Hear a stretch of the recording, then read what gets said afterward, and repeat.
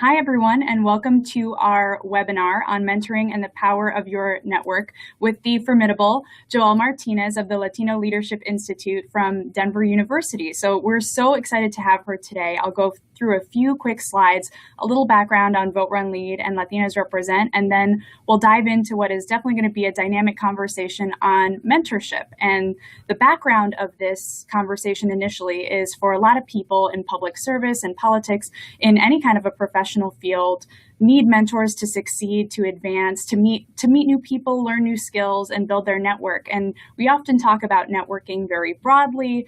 Find a mentor is commonly the advice that's given, but how do you do that? How do you contact a mentor? What's the kind of work you should do in advance? How do you build a network? How do you surround yourself with a diversity of mentors and people who can help you in a variety of different ways? So Joelle is going to dive into that with us today.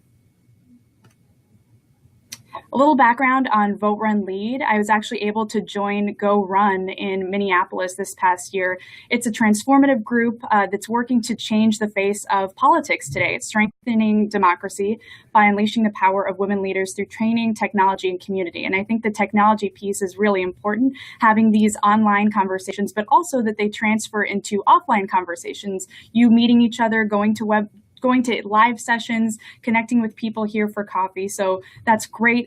We hope you'll use this sidebar to connect with people, share your handles, your email addresses, and hopefully facilitate some conversation and interaction beyond this webinar. A quick plug for the Latinas Represent website. Latinas Represent is a national organization jointly hosted by Political Parity and the National Hispanic Leadership Agenda to call out the lack of Latinas in elected office. Latinas make up about 1% at every level of government in the United States. There have only been, of the 12,000 people who have served in Congress throughout history, there have only been 11 Latinas. We'll see if this will change in the next cycle, but it's pretty crazy that there's only 11 people you can go to in the United States to talk about what it's like to be a Latina in Congress. And then I think that's why through some of our Latinas Represent research, we've found that it's really challenging to find mentors if there aren't any in public life. And so Joelle will go into that a little bit of identifying mentors, not only just of your community directly, but also broadly. And we hope that you'll be able to check out the Latinas Represent website. As you can see at the top, it's organized by 4 different category areas. The first one being Get Informed, which includes facts and figures on Latino representation in the United States, infographics that you can share. Get Inspired, which includes a resource library of Latinas running for office and their stories from across the nation, from local, state, and national levels.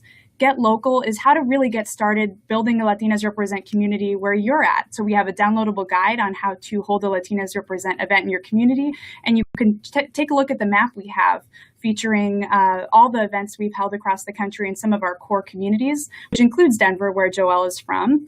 And Get Ready, which is a robust resource library for you at wherever you're at in your leadership and public service journey, whether you're just starting out in politics and thinking about it, or you're already a public service leader, or you're looking for the next step if you have some political experience. So we hope after this you'll go on latinasrepresent.org and check it out. In terms of Vote, Run, Lead web clinics, we're in for quite a treat this year. Vote, Run, Lead has provided us with webinars throughout the entire year almost, every Thursday at 2 p.m. And are so good to come back from a new event and have a stack of business cards and have no intention of ever engaging those individuals. That's not a successful networking event. So, have a game plan. As anything in politics and successful campaigns is to be strategic about your actions, attend an event, have a desired outcome, and always communicate almost immediately with those individuals that you've identified as having potential benefit for you and for your ultimate goals. Remember that it's a continuous process and it does take work. One of the biggest failures that I see in networking and the most difficult, challenging aspects of making sure that you have a successful networking strategy is being able to identify the role that individuals will play once you've met them at a networking event. And again, this is why I encourage my first-time candidates especially not to overreach, not to solicit funds right there at the event, not to request endorsements at the event, because you have to be able to develop a relationship and you have to be really good at being able to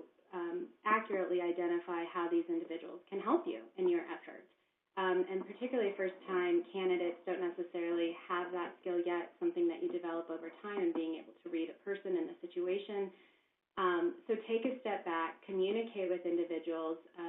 Great ways of communication are by phone and by email, of course, but don't utilize blast emails and check that off as how you are doing your follow-up with your new networks.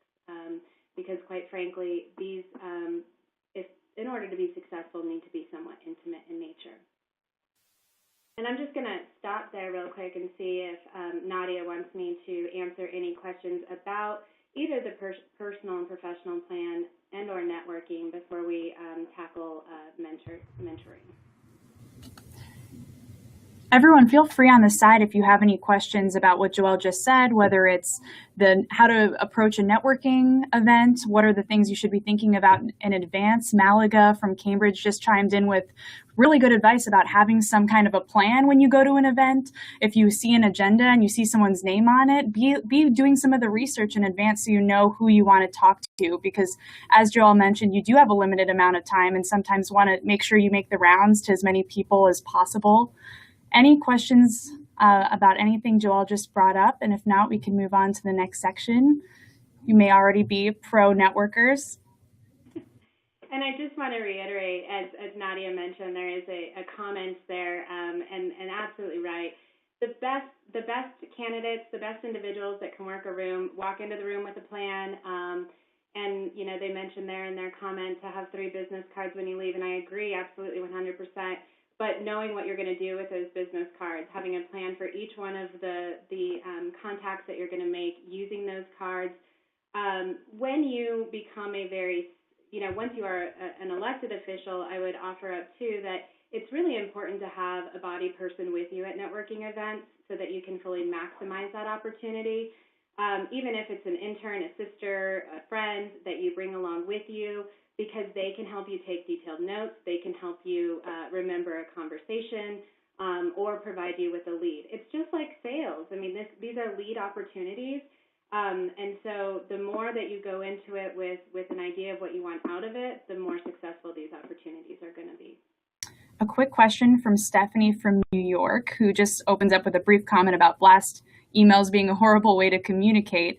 She asks, how do you gain information, thought leadership for certain issues and policies? So how do you get some kind of feedback for issues, wanting to test your ideas on an audience? Is that something you would do at a networking event? It is. There's an opportunity there too, particularly if you're wanting to get information. It is a great opportunity to get new information. So if you take it from an advantage that maybe you're going to be representing a new geographic area and you're not sure what the major hot-button issues are in this area, you're just not familiar with it, then this is a great opportunity to go and be an active listener and ask a lot of questions and have scripted questions prior to going. I think she's referencing too that in order for it to be successful, you have to be able to contribute as well. Relationships and all conversations need to be a two-way street. And so have questions, but also be prepared to provide some feedback or information about yourself in order for them to establish trust and interest. That's the other important thing, that these are leads. Networks are leads to bigger and better things. And so be authentic, be honest, be open, and the best way you can gather information is by being an active listener. And Joelle, to that point of networks being a touchstone for getting involved further, Malaga from Cambridge just asked, how can you turn your networks or key people in your network into volunteers, people who are actually going to spend some of their time, resources, effort to support you in your campaign or whatever you want to do in the community? Because you have to be able to identify individuals specifically that you can put into that category. So again, that skill of being able to accurately assess an individual's interest in you and in your potential campaign or your campaign at that networking event, but it's going to require the follow-up. It's going to require picking up the phone, additional engagement. We all know the difficulty of volunteer, and we know the 10% rule that comes along with recruiting and retaining and utilizing volunteers. By walking into a network event and having a goal of walking away with 10 volunteers after leaving that event, that's not a successful strategy. going to a network event for the goal of identifying 10 potential volunteers that then you plan to follow up with, have specific conversations with, that have a specific directive and plan, is how you are going to be able to effectively extract volunteers from an event. It's not going to be at the event. It's going to be the follow-up that takes place after. Looks like the questions are blowing up here. Alexis Harrigan asks that she says she currently works for an elected and she wants to know how she can build her own brand and network without constantly being associated with the elected that she works for. So how does she develop her own identity distinct from the person that she works for? Hi, Alexis. I'm glad you're on today. This is a wonderful question. I'm actually going to be doing a presentation in Miami in a week or so talking about brand and brand development. And Alexis, my advice to you is you go in there with your own plan. Particularly if you're staffing an elected official, they're going to want you close by. But have information ahead of time. What type of event is this? Who's going to be attending? And what would be your goals to extract from this networking event? And also be honest with your elected to say, this is an event I'm really interested in. I'm really excited to meet a couple new people. Give them the heads up that there are people that you are going to reach out to specifically for yourself and put yourself out there. Have questions pre-established that you want to ask at this event, but it all comes back to having a strategy and having a plan for each one of these events. Also, your introduction, your brand is so important. If you're only introducing yourself and being introduced only as a staffer, then that's how you're going to walk away being known. So introduce yourself as, why you're interested in this event, some of the things that you are involved with that have relationships or connections to this event. You can separate yourself while still being on official duty by giving them some personal information that is separate from the elected that you're staffing. Great. Feel free to proceed with the next section. Thank you. We're going to go on to mentoring and making the most out of mentorship. At the Latino Leadership Institute, I think I mentioned, we have our first cohort of 23 mid-level professional Latinos. We have some that are elected officials. I believe 17 of the 23 actually have graduate degrees or law degrees. So these are individuals that really, quite frankly, have already achieved some level of success. And they're looking to elevate their sense of leadership. A lot of them are looking to run for higher levels of office. So as I said, we start with this personal and professional plan, but just as in the struggles that we have when we recruit women candidates across the country, one of the most challenging things we have is identifying mentors that can help them move their plan along and that can relate, that have direct wisdom and experience to share with them. In our program at the Latino Leadership Institute, our fellows are paired with mentors, each one of them, mentors that we've selected based on their personal and professional plans and other indicators that are part of the program. So in order to make a mentorship relationship the most effective it can possibly be, we provide this overview. And we begin with the elements of an ideal mentoring relationship. For us, and for the purposes of running for office and being prepared and doing the prep work, we suggest that you have your personal plan, that plan that you've worked on. I won this school board race, and today I'm being sworn in plan at the center of your mentoring relationship. The relationship itself should cover personal development, professional development. It should be dynamic. It should always be a two-way street, and it's one that should be collaborative in nature. People ask all the time, well, what is a mentor? What does a mentor do? And what is the value of having a mentor? So the role of a mentor is always a guide and a coach. It's someone who's going to be intimate with you and your plan and your goals. They're going to be a teacher to enhance your skills and provide examples of successful strategies. They're going to help you with tools to put in your toolbox for things that you've identified as a need for improvement in your plan. They're always a supporter, even if they feel like they're beating you up because they're being honest and providing critical feedback. They are a supporter. They're there because they want to help identify potential opportunities for growth and development and success. And they're always working with you to establish strategies that are going to ultimately achieve your end goals. the best mentors and some of my best mentors that I had, I've been able to learn because they're so open about their experiences. Particularly when you're running for elected office or you're involved in the political environment, it can be really tough.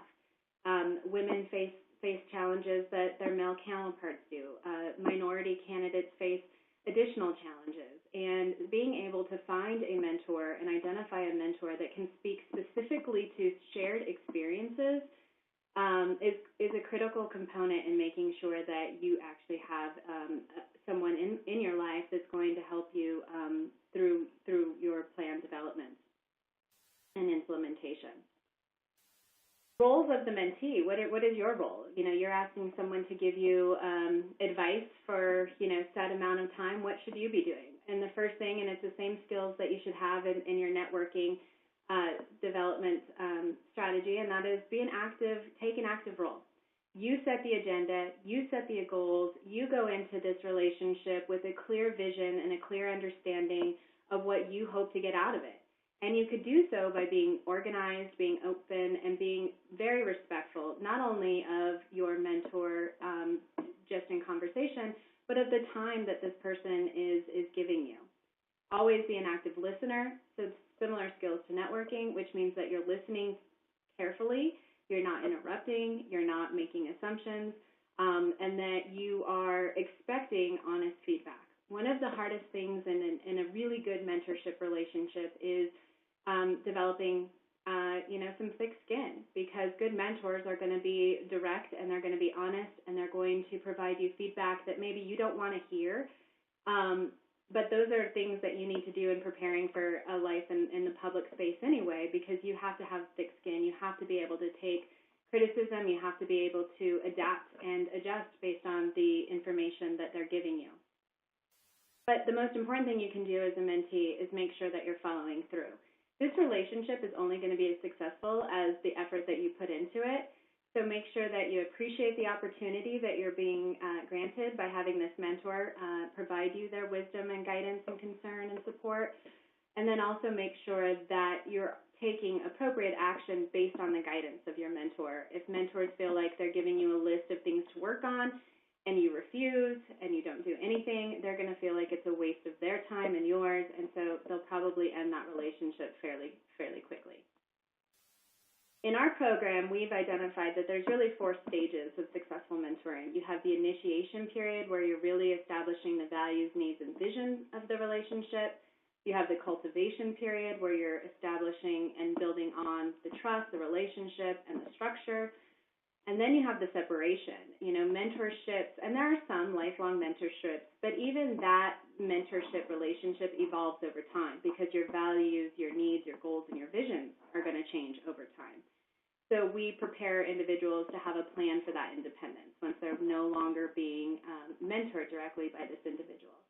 And then ultimately, we want everyone to walk away being able to establish a collegial relationship with their mentor. So that initiation piece of the process is really where you're going to establish those value, needs, and visions. And here it kind of tells you that your values are going to identify what motivates you and guides you.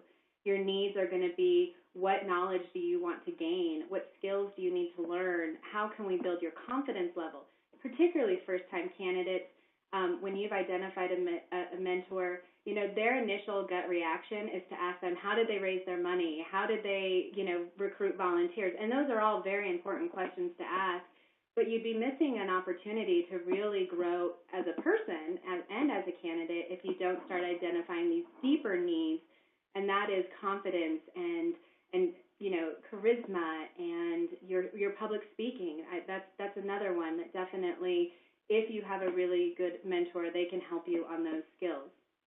And then finally, the needs there is, what is the goal of this mentorship? Are you just hoping that they work with you on fundraising, or are you hoping that they're going to be a true inspiration and support system as you go down your journey? And then finally, your vision. What is, and this comes back to your personal and professional plan, this is going to guide you. If your vision is that a year from now you are elected to the school board, that needs to be at the core of all of the work that you do with your mentor. And then being open to what perspective your mentor will provide you. The first meeting is going to set the tone, and the best thing you can do is be prepared, be open and honest by sharing the values, needs, and vision that you've pre-established before your meeting.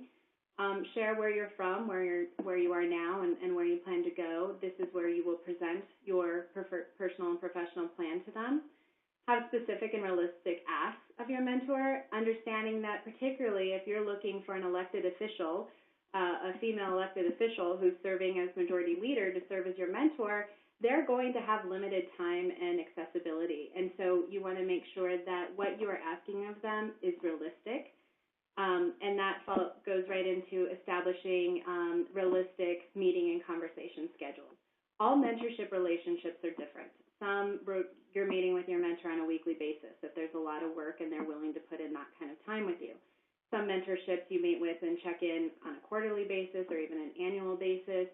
I think a good threshold and a good framework for a good mentorship is that you're throughout a year, if you had a year-long mentorship program, that you're at least doing 4 face-to-face sit-downs with them, because I think that there is a lot of communication, as we know, is nonverbal. You're just going to get more out of your mentorship relationship if you're actually working with them on a one-on-one, face-to-face basis.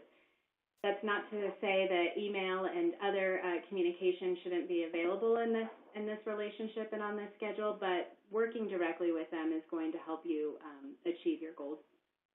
And then finally, establishing your next steps. So the second phase is the cultivation phase, and this is where you're going to establish your structure and your goals. All relationships with your mentor or mentee should have some level of confidentiality. You as a mentee and your mentor will establish what that level is. If you want other people involved in this process, that's entirely up to you, but there is a level of confidentiality. Some people, particularly that are running for elected office, for higher levels of elected office, even get their confidentiality waivers in written form because they have to protect the information that's being shared. Others, it's just, and more regularly, it's just an open and honest trust factor. This is where you're going to establish that meeting frequency and structure, establish what kind of communication you're going to utilize, how you'll measure progress and success. You know, any endeavor that you take on should have some measurable goals and elements to it so that you know it's actually beneficial to you and to your mentor as well. And then, again, you have your goals and you have your vision that you come into the mentorship relationship with, but it's really important that you also establish mutual expectations and goals. So the communication piece, we've covered a lot of this. I'm not going to go back over it, but really, being very clear on how you're going to meet, when you're going to meet, how you're going to communicate. This is a really important one. We find a lot of times that people will find a mentor, and maybe the mentor is very direct and very harsh and very honest, and they weren't prepared for that. So one of the best things that you could do very early on in this relationship is ask your mentor what their style is. You know, are they going to be hands-on? Are they going to be very direct with you, or are they going to butter you up? Are they, more likely to be hands-off and just kind of give you suggestions and anecdotal advice? So asking what type of style your mentor actually utilizes will help you better adjust and take their advice a little bit more effectively. Always, you as a mentee are setting the agenda. Always remember that. Establish clear expectations and always respectfully disagree. Particularly for me, when I've been mentored and I've received feedback that I wasn't prepared to receive, my defenses go up, and I could easily shut down because I don't want to hear what they're telling me. So don't be overly defensive. Don't shut down. The best way to do that is explain your feelings, respectfully disagree if you think it's appropriate, because communication is the key to any and all relationships, but particularly with your mentor. And then establishing these goals and expectations, identifying what you can offer your mentor. Again, these are reciprocal relationships. What is it that you want to offer them? Particularly in generational mentorships where someone's younger and the mentor is a little bit older, offering a fresh perspective, offering the youth perspective, explaining. I have a lot of times where my mentees will come back and they'll say, I had a great thing. We spent the whole day talking about what are millennials thinking and doing, and how do they communicate? So there's always something you can offer, and identifying that very early on will help you be a better mentee. The third phase is that separations phase. Here it's in October because we do a year-long plan, but you need to begin to work with your mentor. If you've established a one-year mentorship with them, towards that fourth, the start of the fourth quarter, you should begin to work on a plan of independence, establish what the expectations are once the mentorship is over. Some mentors choose to stay in your life in some capacity as a mentor, always providing you information and feedback, but just kind of clearly defining what that is. Also, it's more likely that, if you've identified a mentor before you run for office during your prep time, that you're probably going to need or want a different mentor once you've been elected and you're more in that transitional period. So, working with your mentor to help identify who's going to take that role on next is a really important part of the independence plan. And then, how can you then become the mentor? Mentees should always be having in the back of their mind that all the stuff that they've learned, the tools and the resources should be utilized so that they can then be mentors. And then finally, you're going to be redefining a relationship with your mentor. In most cases, you become a colleague, you become an associate, you become an equal of sorts. So that could be an interesting transition. So work with your mentor to define how that's going to look, how that's going to be. Obviously, you've shared a lot of personal and private information. How are you going to make sure that the trust you've established continues? And then what are your new vision, values, goals for this new relationship? Always preparing to be the next mentor for the next individual. And then finally, if things don't go as planned, always start with yourself. Always do an internal assessment. I find in mentorship relationships, it's usually the mentee that has put up a blockade. They either don't want to hear what the mentor says, or they're just not putting in the work. So do a self-assessment, respectfully communicate to your mentor about your concerns, and identify opportunities for growth. Be honest about your obstacles and the obstacles that exist within your mentorship. And then always reach out for support. People like, VRL and LLI and Latinas Represent, always look for support and guidance, because that's what we're here to do. And I just want to close my presentation by talking about, mentor in my life, because I think that I wouldn't be honest with myself or any of you if I could say that I am where I am today without guidance, without leadership, and without mentors serving a very important role in my life. One of the most important mentors that I had was my grandmother, is my grandmother. She was the first Latina elected to the Denver City Council and served as president. She served on the Denver City Council for 16 years. And on her last day in elected office, she spoke about the importance of being the first, that it is absolutely important to be the first in your family to go to college. It's important to be the first in your family. It's important to be the first Latina or woman elected to set office. But the most important thing we can remember is that we should never be the last, that when we achieve success, when we're in positions of leadership and power and influence, that it's our obligation and our goal to make sure that we are opening up opportunities for others, particularly women in roles of leadership, particularly Latinas in roles of leadership, that when you see a new person coming up, offer to serve as their mentor, offer to open up your networks to them in their networking endeavors, because we will only grow in our power if we are helping and supporting one another. We are our biggest allies. And so this prep work that you can do before you run for office, the better prepared you are, the better you're going to be as a leader, and in turn, you will help others fine-tune their leadership skills through your own wisdom and experience. So thank you so much, and hopefully we'll have time for questions. I know that was a lot of information. Fantastic. Thanks so much, Joelle. We do have a few here, so I'll try to get through as many as possible. Elda, I think Joelle addressed yours a little bit in the slide that's up right now if things don't go as planned, but Elda from Roanoke is asking, how would you gracefully and diplomatically handle a bad mentor situation, such as you realize a particular mentor is not a good fit? What would a good exit strategy be? Honest communication is the key for anything. There are times where a mentor and a mentee just don't click. They don't relate. The styles are much different. And so being honest about that, but always begin with yourself.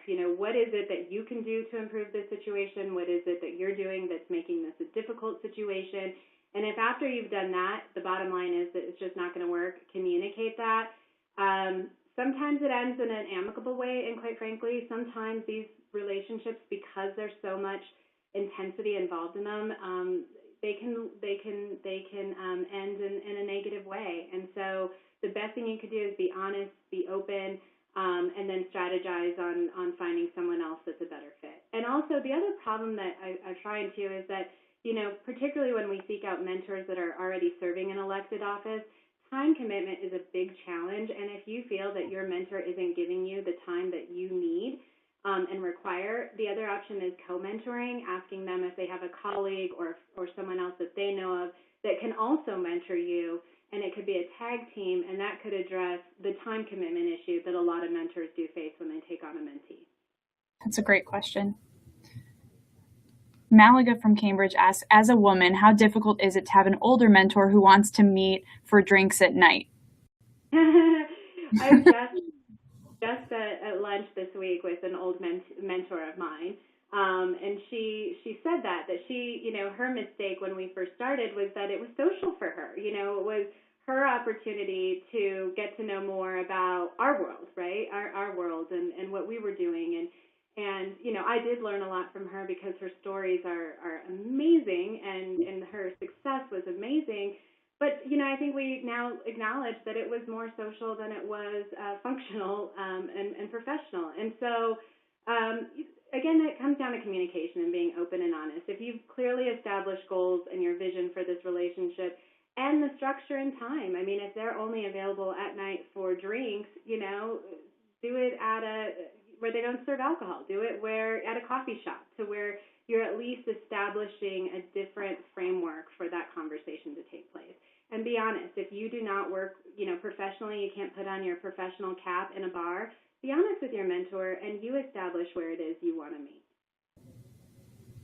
Nicole Castillo, who's a Latinas Represent Communications intern from Cambridge, asks, do you think there are gendered reasons why women have trouble working with mentors who give critical or tough feedback that you were talking about earlier? Yes, and it's why I think it's so important for women running for office, is because I'm not going to say we're more sensitive, but we can be. We definitely take things, particularly critical feedback, differently. We're just programmed differently. And I think that when we're recruiting women to run for office and we're expecting women to run for office, that we have to be honest about our differences and embrace those differences. And women do take criticism differently. And we're not all born with thick skin. It took me years of being in the political world to finally not take insults so seriously and cry myself to sleep at night. So, yes, I think you do need to be prepared. And if you know from the get-go that that's a weakness of yours because you've identified that in your plan, then be open and honest with your mentor about that. And if they're a good mentor, they're going to make adjustments on their style based on that feedback you've provided them.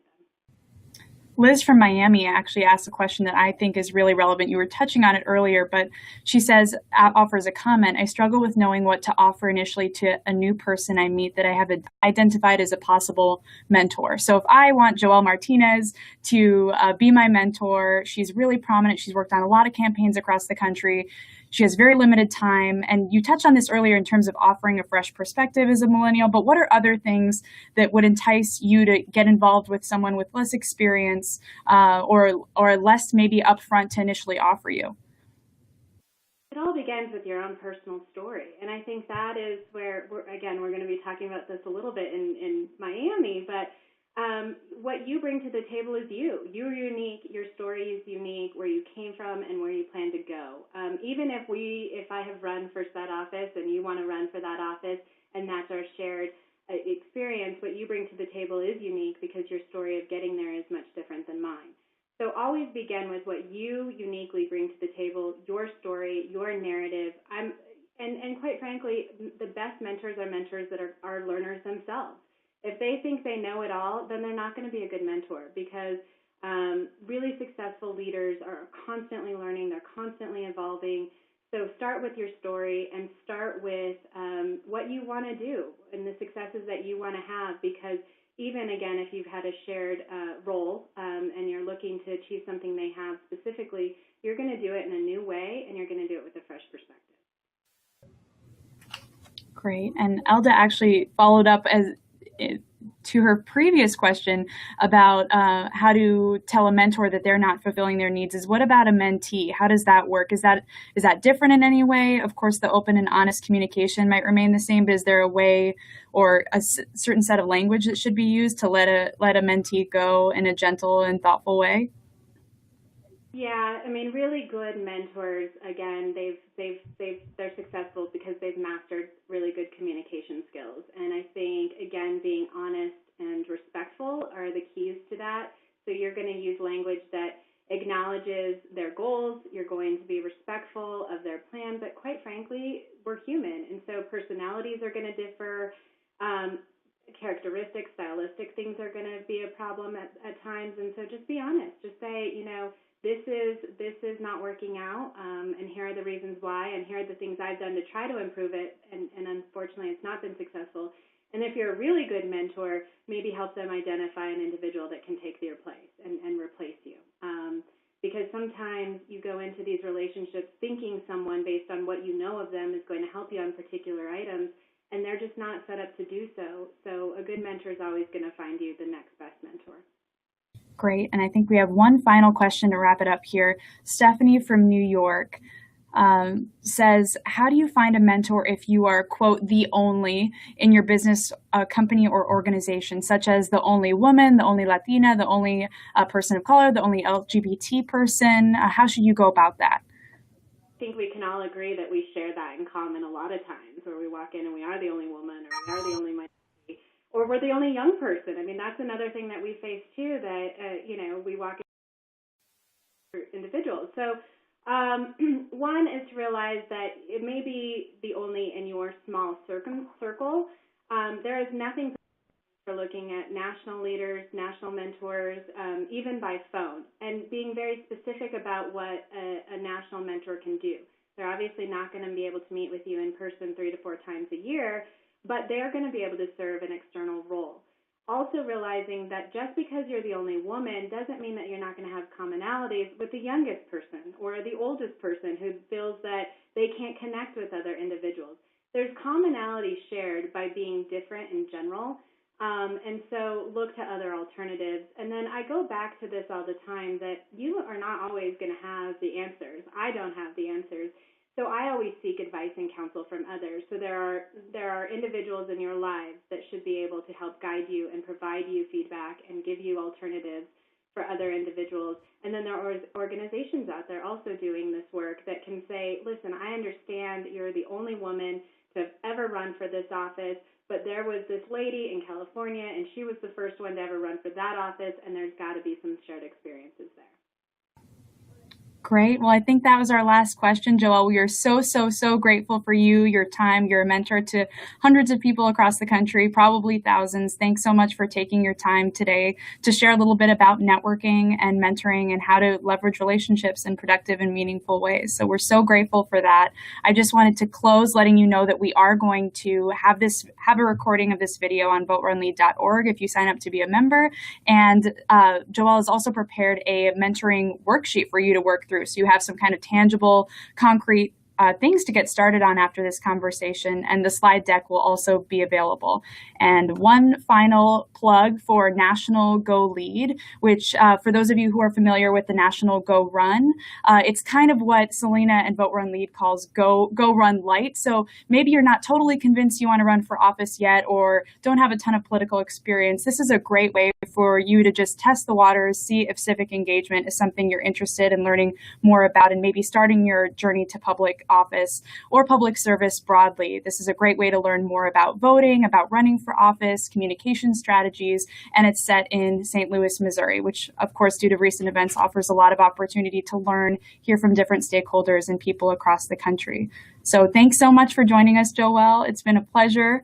And we look forward to seeing you next week for a conversation with Monica Youngblood of New Mexico for a conversation about how you build a support network when you're running for office. So thanks so much, everyone. And please don't log off yet. Selena is going to close down the Vote Run Lead portal here, so you can be sure to do the evaluation for today, so we can see what you like, what you don't like, and make sure to give you some more content that is relevant and useful to you. So thanks, everyone. Have a great rest of your day.